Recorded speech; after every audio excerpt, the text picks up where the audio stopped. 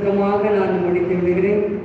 கர்த்தர் தாமே உங்களை ஒவ்வொருவரையும் ஒரு புதிய மாதத்துல நம்மை கொண்டு வந்திருக்காங்க. நாம் எடுத்துக்கொள்ளுவோம். இந்த காலை வேளை தியானத்திற்காக நாம் எடுத்துக்கொள்ளப்பட்ட வேத பகுதி 1 நாளாகமம் புஸ்தகம் 13ஆம் அதிகாரம் 14ஆம் வசனத்தை நாம் வாசிக்கலாம்.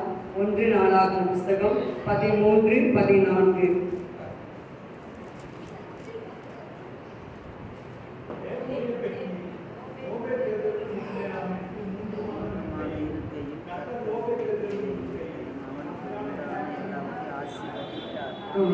கண்களை மூடி நாம் செபிக்கிறோம். சோதனைகளை கர்த்தாவே துதிக்கிறோம். இந்த வார்த்தைகளை ஆசீர்வாதமாக மாற்றப்படுங்க. 5 மீனை ஆசீர்வாதம் கொடுத்தது போல சோதனைகளை கர்த்தாவே ஆசீர்வதிங்க. அடிமைக்கு பிரயோஜனமா இருக்கட்டும். கேட்கிற ஒவ்வொரு பிள்ளைகளுக்கும் அது பிரயோஜனமா இருக்கட்டும். இயேசுவின் நாமத்தில் பிதாவே, ஆமென். இந்த காலை வேளை கூட நாம் வாசித்தது போல தேவனுடைய பெட்டி ஓபேத் ஏதோமின் வீட்டிலே அவனிடத்தில் 3 மாதம் இருக்கையில் கர்த்தர் ஓபேத் ஏதோமின் வீட்டையும் அவனுக்கு உண்டான எல்லாவற்றையும் என்ன செய்தாராம்? ஆசீர்வதித்தார். அல்லேலூயா. இன்றைக்கு நம்முடைய தேவன், நீங்க அல்லேலூயா சொல்லவே மாட்டேங்கிறீங்க. அல்லேலூயா சொன்னாதான் உங்களுக்கு விளங்குதுன்னு சொல்லி எனக்கு தெரியும். என்ன சொல்றீங்க? அப்போ நம்ம இன்றைக்கு இந்த மாதத்துல கர்த்தர் ஓபேத் ஏதோமை மாத்திரம் அல்ல, இன்றைக்கு நம்முடைய ஒவ்வொரு வீட்டையும் கர்த்தர் ஆசீர்வதிக்க அவர் கடந்து வந்திருக்கிறார். ஹல்லேலூயா. அந்த ஓபேத் ஏதோம் வீடு மாத்திரம் அல்ல, அவனுக்கு உண்டான எல்லாவற்றையும் கர்த்தர் ஆசீர்வதித்தார். இன்னைக்கு நீங்க கூடி வந்திருக்கிற கர்த்தருடைய பிள்ளைகளுடைய குடும்பங்களில உங்களை மாத்திரம் அல்ல, உங்களுக்கு உண்டான எல்லாவற்றையும் கர்த்தர் ஆசீர்வதிக்க போறாரு. எவ்வளவு பேர் விசுவாசிக்கிறீங்க? உற்சாகமா இருக்கலாமா? இந்த புது மாதத்துல கர்த்தர் நமக்கு கொண்டு வந்ததே பெரிய கிருபை இல்லையா? இந்த இடத்துல நாம் வாசிக்கிறோம் ஊசா அப்படின்றதான ஒரு மனிதனை குறித்து. அப்ப தேவனுடைய பெட்டி இருக்கிற வீட்டுக்கும் அந்த தேவனுடைய பெட்டியை போய் துணிகரமா தொடுகிறாங்க பாருங்க, அவங்களுக்கும் உள்ள வித்தியாசத்தை நாம் இந்த இடத்துல பார்க்கிறோம். இந்த ஓபேத் ஏதோம் இந்த பெட்டியானது, பெட்டி என்றால் என்ன தெரியுமா? முதலாவது உங்களுக்கு அதை சொல்லுவேன். பெட்டி என்றால் உடன்படிக்கை பெட்டி. பெட்டினா என்னது? உடன்படிக்கை, தேவனுடைய பெட்டி. அப்ப உடன்படிக்கை பெட்டினா என்னது? அதுல என்ன இருக்கும் தெரியுமா உங்களுக்கு? யாருக்காகலாம்? சத்தியம். வேற யாரா சொல்ல முடியுமா? உடன்படிக்கை பெட்டியில என்ன சொல்லுங்க? என்னப்பா? 10 கற்பனைகள். அடுத்து நியாயப்பிரமாணம். ஆரோனின் தளிர்த்த கோல். Very good. அதுக்கப்புறம் வேற என்ன இருக்கும்? மன்னா. யார் சொன்னது? யார் சொன்னது மன்னான்னு? பொற்பாத்திரத்துல வைக்கப்பட்ட மன்னா. இதுதான் இந்த தேவனுடைய பெட்டி என்றால் உடன்படிக்கை பெட்டி. அந்த பெட்டிக்குள்ள இதெல்லாம் இருக்குமா? அப்ப என்னென்ன இருக்கும் பாருங்க. பொற்பாத்திரத்துல வைக்கப்பட்ட மன்னா. மன்னா என்றால் வேத வசனம். அடுத்து 2 கற்பலகைகள், அதாவது நியாயப்பிரமாணம், 10 கமாண்ட்மெண்ட்ஸ் சொல்வார்கள். 10 கட்டளைகள். உங்களுக்கு நல்லா தெரியும் இல்லையா? யாத்ரா புஸ்தகத்தில் இருக்குது. நீங்க போய் வீட்டில் தெரியாதவர்கள் வாசித்து நீங்க அதை பார்த்துக்குங்க. 10 கட்டளைகள் இருக்கும். அந்த 10 கட்டளைகள்ல ஒரு கட்டளை சொல்லுங்க பார்ப்போம். நியாயப்பிரமாணத்துல 10 கட்டளை. முதல் கட்டளை, என்னை உனக்கு வேற தேவர்கள் உண்டா இருக்க வேண்டாம். என்ன சொல்றீங்க? நான் தான் தேவன், என்ன தவிர உனக்கு என்னது வேறு தேவன் உண்டாயிருக்க. அதுவே பெரிய ஒரு கட்டளையா இருக்கிறது. அப்ப இந்த தேவனுடைய பெட்டியில மன்னா இருக்கிறது. அடுத்து என்ன இருக்கிறது? ஆரோனின் தளிர்த்த கோல் இருக்கிறது. அடுத்து என்ன இருக்கிறது? கற்பலகைகள், அதாவது 10 கட்டளைகள் இருக்கிறது. இந்த 3 யாருடைய இருதயம்? வீடு என்றால் இருதயம். இப்ப யாருடைய இருதயத்துல இது 3 இருக்கிறதோ, யாருடைய வீட்டில இது 3 இருக்கிறதோ, அந்த வீடு ஆசீர்வதிக்கப்பட்ட வீடு. இன்னைக்கு நம்முடைய வீடு எப்படிப்பட்ட வீடா இருக்க வேண்டுமா? ஆசீர்வதிக்கப்பட்ட வீடா இருக்க வேண்டும். House of blessing. என்ன சொல்றீங்க? House of piece. என் வீடு என்ன வீடு? சமாதானத்தின் வீடா இருக்க வேண்டும். என் வீடு எப்படி இருக்க வேண்டும்? ஆசீர்வாதத்தின் வீடா இருக்க வேண்டும். அதுதான் இந்த ஓபேத் ஏதோம் என்றதான எப்படி இந்த பெட்டி அவங்க வீட்டுக்கு போச்சு அப்படின்னு சொல்லி நம்ம கேட்கலாம். பெலிஸ்தியர்கள் என்ன செய்தார்கள்? ஏலியினுடைய நாட்களில இந்த உடன்படிக்கை பெட்டியை கைப்பற்றினார்கள். அவர்கள் கைப்பற்றி அதை அவங்க தேசத்துக்கு கொண்டு போயிட்டு அவங்களுடைய விக்கிரக கோவில கொண்டு போய் வைத்து விட்டார்கள். ஏன் வைத்து விட்டார்கள் என்று சொன்னால், பிரதான ஆசாரியர்கள் ஏலி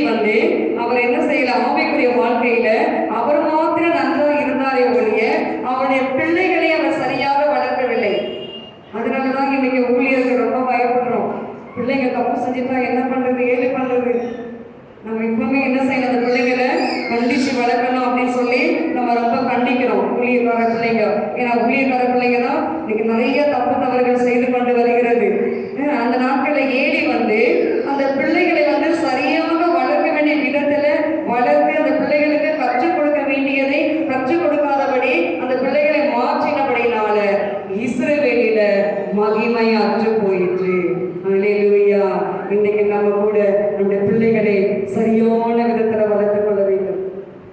என்ன பண்றது, இந்த காலத்துல பிள்ளைங்க அடங்கதான் மாட்டேங்குதுங்க, கீழ்ப்படியதான் மாட்டேங்குது. என்ன செய்யறது? ஜெபிக்க வேண்டும். நம்ம ஜெபித்தால் கர்த்தர் நிச்சயமாக நம்முடைய பிள்ளைகள் நம் சொல்லுக்கு கீழ்ப்படிந்து அடங்கி இருப்பார்கள். எனவே இப்படியாக அதனால இந்த ஏழு நாட்கள் முடிந்தவுடனே சவுல் ராஜ்யபாரம் வருகிறது. சவுல் வந்து ராஜாவாக வருகிறார். அப்ப அந்த சவுல் ராஜாவா மாறுகிற காலத்துல இந்த தேவனுடைய பெட்டியை வந்து தேடாமலே போயிட்டாரு. நீங்க அந்த வீட்டுல போய் அந்த அதிகாரத்தை சாமுவேல் இருக்கும், நீங்கள் வாசித்து நீங்கள் பாருங்கள். அவர் தேடவே இல்லை. ஏன் தேடவில்லை என்று நான் யோசித்தேன். அவர் வந்து தாவீதுடைய உயிரை எடுக்கணும்னே அவருடைய ஒரே கோலா இருந்தது. எப்படியாவது நம்ம தாவீது உயிரை எடுக்கணும்னு அதுலேயே அவருடைய லக்கம் இருந்தபடினால இந்த பெட்டியை குறித்து அவருக்கு அந்த அக்கறை இல்லாமல் போய்விட்டது. அதன் பிறகு பாருங்கள், சவுலுக்கு பிறகு தாவீது அரசராக மாறினவுடனே அவர் பெட்டியை தேடி அவர் கண்டுபிடிக்கிறார். எங்க இருக்குன்னா அது ஓபேத் ஏதோம் வீட்டில் இருக்கிறது. அவங்க வீட்டில் இருக்கும் பொழுது ஆசீர்வாதமா இருக்கிறது. ஏன் நம்ம வீட்டுக்கு வரக்கூடாது என்று சொல்லி தாவீதுக்கு ஒரு அந்த இடத்துல ஒரு வாஞ்சை வருகிறது, ஒரு வைராக்கியம் வருகிறது. இன்றைக்கு பாருங்க, கர்த்தருடைய பிள்ளைகளுக்கு மாத்திரம்தான் ஆசீர்வாதம். கர்த்தருடைய பிள்ளைகள் இல்லாம மற்றவர்கள் சும்மா ஒரு இதுக்காக ஒரு ஆசீர்வாதத்துக்காக இதுக்காக வந்துட்டு போறாங்க பாருங்க, அவங்களுக்கு அந்த ஆசீர்வாதம் கிடைக்கவே கிடைக்காது. அதுதான் பாருங்க, பெலிஸ்தருக்கு அந்த ஆசீர்வாதம் கிடைக்கவில்லை. யாருக்கு கிடைத்தது? ஓபேத் ஏதோமுக்கு கிடைத்தது. அல்லேலூயா. இன்றைக்கு நமக்கு கூட ஆசீர்வாதம் வேண்டும் என்று சொன்னால் நம்ம வீட்டுல பொற்பாத்திரமாகிய மன்னாவாகிய வேத வசனம் எங்க இருக்கணும்? நம்முடைய இருதயத்துல இருக்கணும். அல்லேலூயா, அல்லேலூயா. எத்தனை பேர் இன்னைக்கு வேத வாசிங்க? கரங்களை உயர்த்த வேண்டாம். நீங்களும் இயேசுவும் கர்த்தருக்கு தெரிந்தால் போதும், மனிதருக்கு தெரிய வேண்டும் என்று அவசியமில்லை. எனவே தேவன் பார்க்கிறார். அல்லேலூயா. தேவன் ஒவ்வொரு நாளும் வேதம் வாசிங்க. வாலிப தம்பிமார்கள் வேதத்தை வாசிங்க, மனப்பாடம் செய்ய. பிள்ளைகள் வேதத்தை வாசிங்க, பெரியவர்கள் வேதத்தை வாசிங்க. டைம் கிடைக்கும் போதெல்லாம் வாசிங்க. அதை வாசிக்கும் பொழுது தேவன் ஓபேத் ஏதோமின் வீட்டை ஆசீர்வதித்தது போல இந்த புதிய மாதத்துல உங்களை ஒவ்வொரு வீட்டையும் கர்த்தர் ஆசீர்வதிக்க போறார். இந்த 3 காரியங்கள், ஆரோனை தலைத்த கோல். அந்த ஆரோனை தலைத்த கோல் எதை குறிக்குது என்று சொன்னால் கர்த்தருடைய வல்லமை. கர்த்தருடைய வல்லமை இன்னைக்கு உங்க வீட்டுல தங்க வேண்டுமா? கர்த்தருடைய வல்லமை தங்க வேண்டுமானால் ஆவியின் அபிஷேகத்தை பெற்ற கர்த்தருடைய பிள்ளைகள் நீங்கள் ஜெபிக்கும் பொழுது அந்நிய பாஷையில பேசி ஜெபிக்க வேண்டும். எத்தனை பேர் நீங்க ஆவியின் அபிஷேகத்தை பெற்றிருக்கிறீங்க? நீங்க எப்பெல்லாம் ஜெபிக்கிறீங்களோ, உங்களுக்கு ஒரு குறை, உங்களுக்கு ஒரு தேவை, உங்களுக்கு ஒரு பலவீனம் அப்படின்னு நினைச்சிட்டீங்கன்னா உடனே நீங்க என்ன செய்யணும்? நீங்க ஓடி போய் தேவ சமூகத்துல அந்நிய பாஷையில பேசி நீங்க ஜெபித்து பாருங்கள். உங்களுக்கு எவ்வளவு பலன் வருகிறது பாருங்கள். கடந்த நாட்களில் எனக்கு அதிகமான பலவீனம், என்னால் முடியவே இல்லை. ரொம்ப இழைச்சி போயிட்டேன். எனக்கு எந்த ஸ்ட்ரென்த்து கூட கிடையாது. போன்ஸ் எல்லாம் வலிக்குது. எனக்கு இந்த 2 ஷோல்டர்லாம் பெயினாக இருக்கு. எனக்கு இந்த பைபிளை கூட தூக்க முடியல. அப்போ நான் கர்த்தர்கிட்ட கேட்டேன், ஏன் ஏசப்பா எனக்கு இந்த மாதிரி ஒரு பலவீனம் அப்படி சொல்லி நான் ஐயர்களை போய் திறந்து அந்நிய பாஷையில பேசி நல்லா ஜெபித்தேன். நல்லா ஆவில பாடல்களை பாடி கர்த்தருடைய சமூகத்துல ஜெபிக்கும் பொழுது கர்த்தர் நமக்கு அந்த பலனை அப்படியே ஊற்றிடுவாரு. நம்ம டானிக் குடித்தால்தான், நம்ம இதை சாப்பிட்டாதான் நன்றி, அதுவும் நல்லது ஒரு புறத்துல, இதுவும் நல்லது. இந்த ஆத்மாவுக்கு நமக்கு பலன் கொடுக்குது எது? கர்த்தருடைய வார்த்தை. அல்லேலூயா. கர்த்தருடைய அபிஷேகம். இதனாலதான் கர்த்தர் பாருங்க, இந்த கர்த்தர் ஓபேத் ஏதோமுடைய வீட்டை கர்த்தர் ஆசீர்வதித்தாரு. அது மாத்திரமல்ல, அவருக்கு உண்டானது என்னென்ன இருக்கிறதோ அது எல்லாவற்றையும் கர்த்தர் ஆசீர்வதித்தார். நீங்கள் எடுத்துக்கொள்ளுங்கள், இந்த வசனத்தை வாசிப்போம். ஆதியாகம புஸ்தகம் லாபானுடைய வீட்டை குறித்து நாம் வாசிக்கிறோம். 30ஆம் அதிகாரம் 27ஆம் வசனத்தை வாசித்து பாருங்கள். ஆதியாகமம் 30ஆம் அதிகாரம் 27ஆம் வசனம்.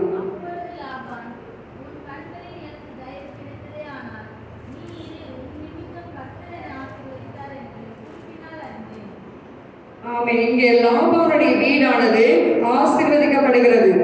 லாபான் என்றால் உங்களுக்கு நன்றாக தெரியும், யாக்கோபுடைய தாய் மாமா.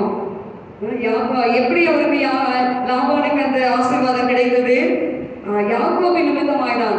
யாக்கோபு போயிட்டு அந்த இதுல சேர்ந்து கொண்டு அந்த ஆடுகளை வளர்த்து அவனுக்கு மாமாவுக்கும் ஆடு சேர்கிறது, யாக்கோபுக்கும் ஆடு சேர்கிறது. இன்னைக்கு நம்மளால ஒரு வீடு என்ன செய்யப்பட வேண்டும்?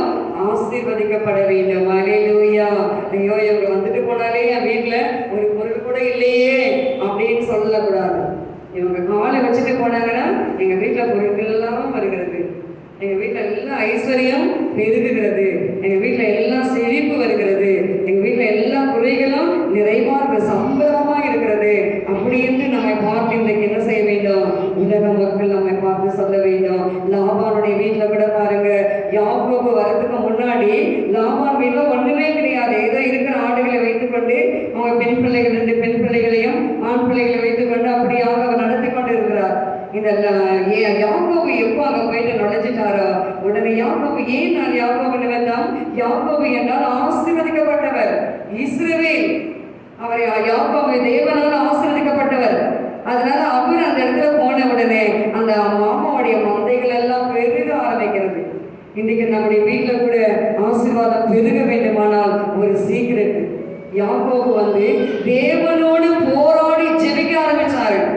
இன்னைக்கு நாம கூட நம்முடைய வீட்டுல ஆசீர்வாதம் தங்க வேண்டும், ஆசீர்வாதம் நிலைக்கணும், என் சம்பாத்தியம் அப்படியே எனக்கு மிச்சமா இருக்கணும், நான் அதை சம்பாத்தியத்துக்கு மீறி நான் போய் கடன் வாங்கக்கூடாது, நான் வாங்குற சம்பாத்தியத்திலேயே அது மீதமா இருக்கணும் அப்படின்னு நீங்க நினைக்கிற கர்த்தருடைய பிள்ளைகள் என்ன செய்ய வேண்டும்? கர்த்தருடைய வசனத்துக்கு கீழ்ப்படிந்து கர்த்தருடைய வசனத்தை நீங்கள் வாசித்து நீங்கள் யாக்கோபை போல போராடி ஜெபிக்க கற்றுக்கொள்ள வேண்டும்.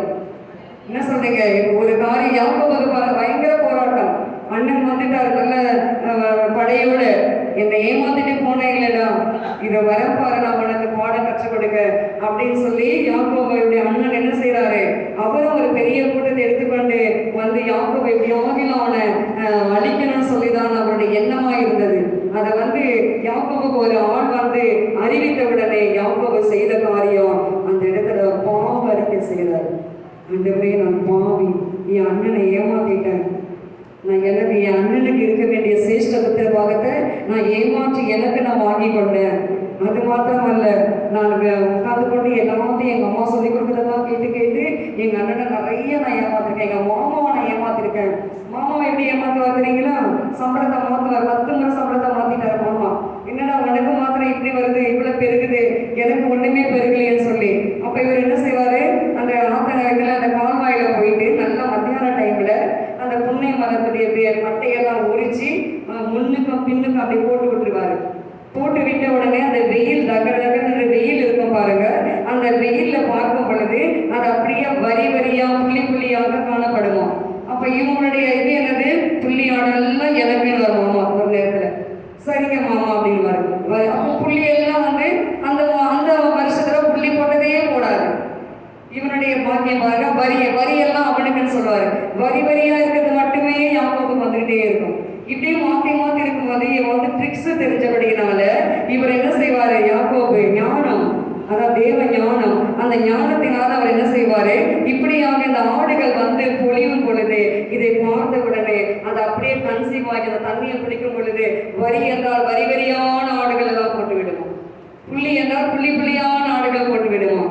அதனாலதான் தாய்மார்கள் கூட பாருங்க, கன்சீவா இருக்கிற தாய்மார்கள் என்ன செய்வாங்க? அழகான போட்டோ மாட்டிக்கிட்டு அதை வச்சுக்கிட்டு அதையே பார்த்துட்டு இருப்பாங்க இல்லையா?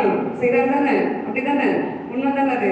ஏன் நமக்கு பிறக்க வேண்டிய குழந்தை அழகா பிறக்கணும், நல்லா பிறக்கணும் அப்படின்னு சொல்லி அவங்களுக்கு ஒரு ஆசை. அது நியாயமான ஆசை தான், எல்லாருக்குமே அது நல்ல ஒரு ஆசை தான். அதே மாதிரிதான் இந்த யாக்கோபு கூட பார்த்தீங்கன்னா ஆசீர்வாதத்தை எப்படி பெற்றுக்கொள்ளும் அந்த ரகசியத்தை அவன் அறிந்தபடியினால அவன் சம்பாத்தியத்தை பெருக்க வேண்டும், நமக்கு நல்ல இது இருக்கணும் என்று சொல்லி அவன் அப்படியாக செய்ய ஆரம்பித்தான். செய்யும் பொழுதெல்லாம் பாருங்கள், யாக்கோபுடைய அந்த ஆசீர்வாதம் பெருகி கொண்டே வருகிறது, லாபானுடைய ஆசீர்வாதம் குறைந்து கொண்டே வருகிறது. அல்லேலூயா. இன்றைக்கு நாம கூட கர்த்தருடைய தேவ ஜனங்களே, கர்த்தருடைய சமூகத்துல ஆசீர்வாதத்துக்காக நாம் ஜெபிக்க வேண்டும், நம் குடும்பத்திற்காக நாம் ஜெபிக்க வேண்டும். என் குடும்பத்தை ஆசீர்வாதம் யாருக்கும் சொல்லாதீங்க, எந்த ஸ்தாபனத்துக்கு சொல்லாதீங்க. முடிந்தால் உங்க பாஸ்டர்மாவுக்கு ஃபோன் பண்ணி சொல்லுங்க. கேலண்டர்ல நம்பர் இருக்குது. யார் எங்கேயும் நம்ம என்ன செய்யக்கூடாது, கால் பண்ணி நம்ம சொல்லவே கூடாது. நம்ம கிட்டேயே கர்த்தர் இருக்கிறாரு. நம்ம ஜெபிக்கும் பொழுது கர்த்தர் என்ன செய்கிறாரு, ஓபேத் ஏதோம் வீட்டை ஆசீர்வதித்தது போல, யாக்கோபுடைய வீட்டை ஆசீர்வதித்தது போல கர்த்தர் நம்மை ஆசீர்வதிப்பாரு. நீங்க யாக்கோபை குறித்து நீங்க ஆராய்ச்சி பண்ணி நீங்க படித்து பாருங்கள். யாக்கோபுடைய கூடாரங்கள் எவ்வளவு அழகா இருக்கும் தெரியுமா? அவன் வாசஸ்தலங்கள் எவ்வளவு அழகா இருக்கும். அவன் அப்படியாக சந்தன மரங்கள் எல்லாம் வாசம் வீசி கொண்டிருக்கும். அப்படியாக தேவன் யாக்கோபை அளவில்லாமல் ஆசீர்வதித்தாரு. 2 பரிவாரத்தோட ஒன்றுமே இல்லை, வெறும் கை, எம்டி, அவர் கையில எதுவுமே கிடையாது, சும்மா போறாரு. வெறுமையாய் போன யாக்கோபு திரும்பி வரும் பொழுது 2 பரிவாரத்தோடு திரும்பி வராரு. அல்லேலூயா. இன்னைக்கு உங்க கையில ஒண்ணுமே இல்லையா? எனக்கு ஒன்றும் என்கிட்ட வரதெல்லாம் நிக்கல, எல்லாம் போயிடுது, நான் என்ன பண்றது, நான் எப்படி நான் இதை என் ஃபேமிலியை நான் எப்படி ரன் பண்றது, என் பிள்ளைங்களுக்கு நான் எப்படி நல்லது வாங்கி கொடுக்கறது, நான் எப்படி இதை போட்டு இதை தூக்கி அங்கே போட்டு அதை தூக்கி இங்கே போட்டாலும் என்னால் என்ன செய்ய முடியல, சரியாக கொண்டு வந்த அந்த மாதத்தை கடைசி வரைக்கும் என்னால் குடும்பத்தை நடத்த முடியலன்னு இருக்கீங்களா? கவலைப்படாதீங்க. கர்த்தருடைய வசனத்தை வாசிங்க. வாசிக்க வாசிக்க கர்த்தருடைய ஆசீர்வாதம் உங்க வீட்டில் தங்கும். அல்லேலூயா. இது ஒரு ரகசியம். இந்த ரகசியத்தை நீங்க இந்த மாசம் நீங்க செஞ்சு பாருங்க. நிச்சயமா உங்க வீட்டுல ஆசீர்வாதம் தங்கும். எனக்கு கூட கடந்த நாட்கள்ல 2 கிரைண்டர் இருந்துச்சு. 2மே வந்து காணிக்கையா வந்தது. சரி, 2 இருக்கிறதால ஒன்று வந்து இன்னொருத்தருக்கு நான் கொடுத்துட்டேன். 1 நான் யூஸ் பண்ணிட்டு இருந்தேன். கவர்மெண்ட்ல கொடுத்துதான் அதையும் இன்னொருத்தருக்கு நான் சும்மாவே எடுத்து கொடுத்துட்டேன் மிக்சியோட. இப்போ எனக்கு வந்து கிரைண்டர் கிடையாது. பக்கத்தில் நான் வந்து மாவு அரைச்சி தான் நான் யூஸ் பண்ணிட்டு இருப்பேன். அது வந்து எங்களுக்கு அந்த அளவுக்கு இஷ்டமே இல்லை. வீட்டில் அரைக்கிற மாவுக்கும் வெளியில் அரைக்கிற மாவுக்கும் வித்தியாசம் இருக்குது. நல்லா நமக்கு வீட்டில் அரைக்கிற மாவு நாங்கள் சோடாமாவே நாங்கள் போட மாட்டோம். நல்லா சாஃப்டாக வர இட்லி. அப்படி இருக்கும்போது எனக்கு கிரைண்டர் கிடையாது. அப்போ நான் வாங்கணும்னு ரொம்ப நாள் ஜாம் பண்ணிட்டு இருந்தேன். அப்போ ஜெபிக்கும் போது இந்த மாத கடைசியில் நம்பவே மாட்டீங்க, மாத கடைசியில் ஏதுங்க பாஸ்டம்மாக்கிட்ட காசு, பாஸ்டம்மானா தொழிலை செய்கிறாங்க, பாஸ்டம்மானா பிக்ஸையில் போட்டு வச்சுருக்காங்க, இல்லை ஒன்றுமே கிடையாது. ஆனால் பாருங்க, மாச கடைசியில தேவன் எனக்கு மிக்சியும் கிரைண்டரும் வாங்க படிக்கிறவே செய்தாரு. நல்ல கம்பெனி மிக்சி. அது வந்து 20 வருஷத்துக்கு முன்னாடி ஒரு ஆண்டி கன்னியாகுமரியிலேருந்து அந்த மிக்சியை வந்து எங்களுக்கு ப்ரெசென்ட் பண்ணாங்க. 20 வருஷமா நாங்கள் ஒரே மிக்சியை ஓட்டிட்டு இருந்தோம். தெரியுமா உங்களுக்கு? தேவன் அப்படியாக அந்த மிக்சியை பயன்படுத்தும்படி கிருபை தந்த ஒரே மிக்சி தான். பிரீத்தின்ற ஒரு நல்ல கம்பெனி அது. இப்போ நான் வந்து சரி, அந்த 20 வருஷமா ஆயிடுச்சிங்களே, இந்த கம்பெனி இருக்குமா இல்லைன்னு தெரியல, இருந்தால் இந்த கம்பெனியை வாங்குங்க, அப்படி இல்லைன்னா வேற வாங்குங்க அப்படின்னு சொன்னேன். அதே கம்பெனியில இருக்கு அதே மிக்சியை கர்த்தர் வாங்கும்படி கிருபை செய்தார். அல்லேலூயா. ஏன் சொல்ல வரேன்னா, உங்க வீட்டுல ஆசீர்வாதம் மாத கடைசியானா கூட தங்க வேண்டும். அது தங்கி உங்களுக்கு செழிப்பை கொடுக்க வேண்டும். அப்ப அந்த செழிப்பை கொடுக்க வேண்டுமானால் ஆரோனுடைய துளிர்த்த கோல் உங்களிடத்தில் இருக்க வேண்டும். ஆரோனுடைய துளிர்த்த கோல் என்றால் ஆவின் அபிஷேகம். பரிசுத்த ஆவியினுடைய அபிஷேகத்தை நீங்கள் என்ன செய்ய, நிரம்ப இருக்க வேண்டும். நீங்க ஒரு ஃப்ரெண்டு போல வைத்துக் கொள்ள வேண்டும். தேவைப்படும் போதெல்லாம் அவரை கூப்பிட்டு கொள்ளலாம். அவருக்கு ஆவியா விரைந்து ஓடி வந்து நமக்கு ஒரு வல்லமையை வெளிப்படுத்துவார். அல்லேலூயா.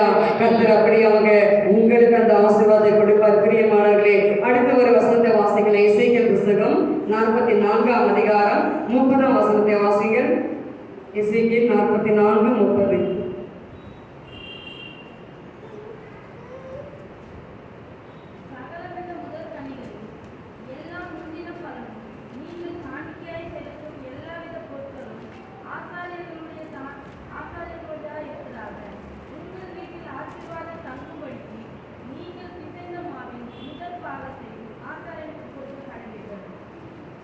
ஆமென். எல்லாரும் எடுத்துட்டீங்களா? எசேக்கியேல் தீர்க்கதரிசி புத்தகம் பக்கம் வந்து 937.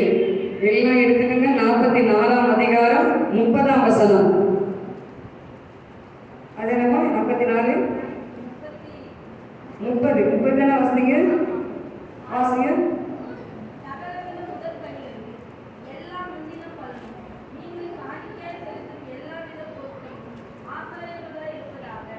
ஆமென். வாசிங்க.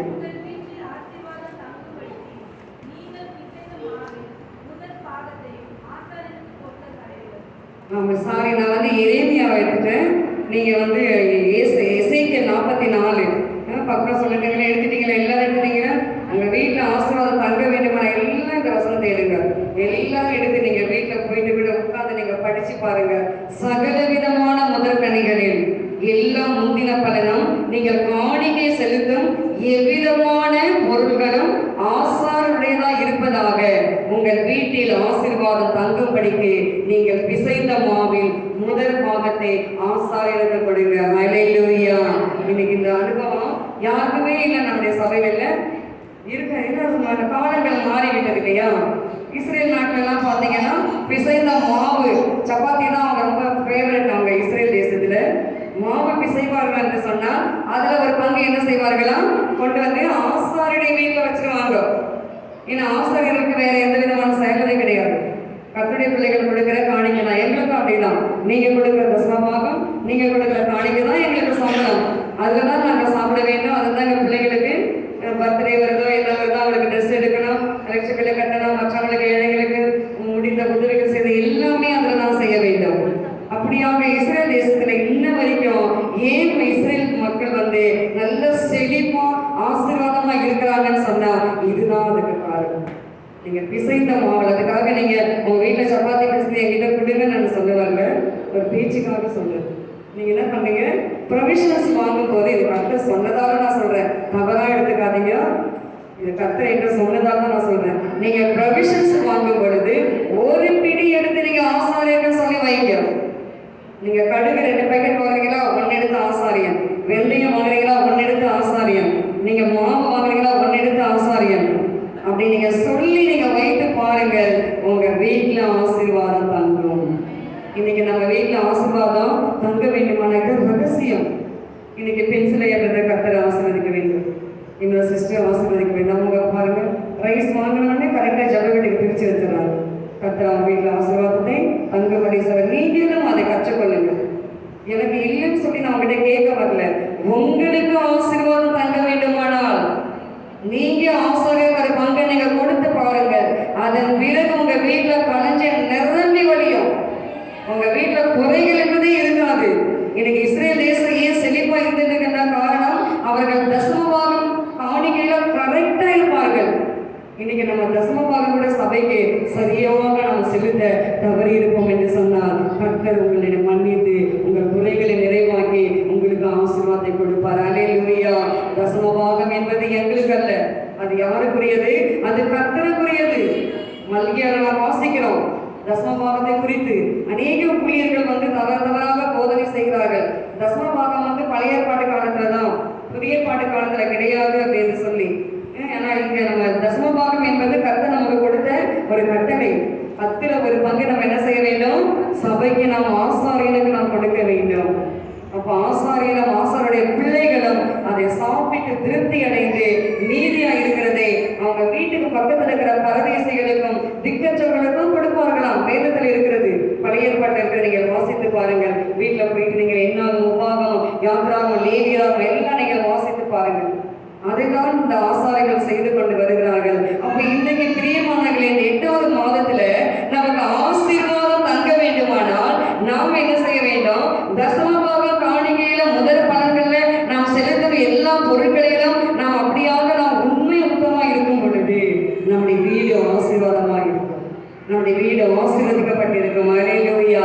இன்னைக்கு ஏன் நமக்கு மருத்துவ செலவு வருகிறது? இன்னைக்கு ஏன் நம்ம வட்டி காலங்களுக்கு நம்ம கொடுத்து கொண்டு இருக்கிறோம்? இன்னைக்கு ஏன் நம்ம தண்டலுக்கு நாம் பணம் வாங்கி கொண்டு இருக்கிறோம்? நீங்கள் யோசித்து பாருங்கள், நீங்கள் ஆராய்ந்து பாருங்கள். யாரையும் குறைய சொல்ல வரவே உங்களுக்கு. எனக்கு ஆவியான இவ்வளவு நாள் வரைக்கும் நாங்கள் நானும் ஐயாவும் அதை குறித்து பேசுறதே இல்லை. இன்னைக்கு ஆவியான சொன்னார் 8வது மாதத்துல என் ஜனங்களுடைய குடும்பத்துல ஆசீர்வாதம் சங்கரம்னா இந்த வசனத்தை வேண்டாம்னு சொல்லிட்டு நான் பாருங்க இப்படி போட்டேன், வேண்டாம் சொல்ல வேண்டாம் அப்படின்னு.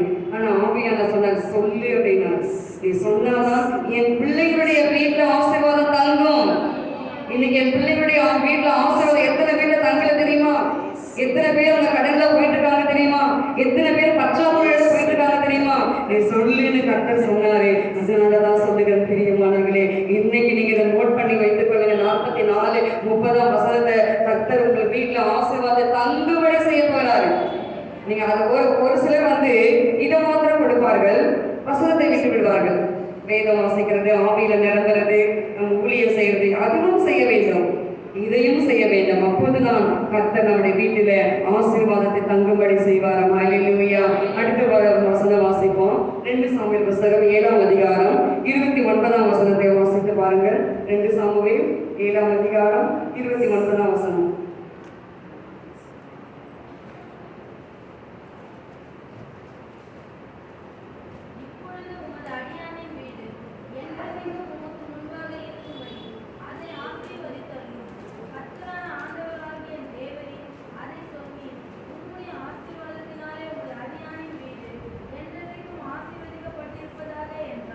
ஆமென். இப்போதும் உன் அடியானின் வீடு என்றைக்கும் உனக்கு முன்பாக இருக்கும்படி அதை ஆசீர்வதித்தருள நம்ம கேட்கணும். கர்த்தாவே, என் வீடு என்றைக்கும் நிலைத்திருக்கணும்ப்பா, என் வீட்டுல என்றைக்கும் ஆசீர்வாதம் நிலைத்திருக்கணும்னு சொல்லி நாம் கேட்கும் பொழுது தாவீது அதை தான் கேட்கிறாரு. உன்னுடைய அடியானின் வீடு என்றைக்கும் உமக்கு முன்பாக இருக்கும்படி அதை ஆசீர்வதிங்க. இன்னைக்கு நீங்க கேட்காத கர்த்தருடைய பிள்ளைகள், இன்னையிலிருந்து நீங்க கேட்க கற்றுக்கொள்ளுங்க.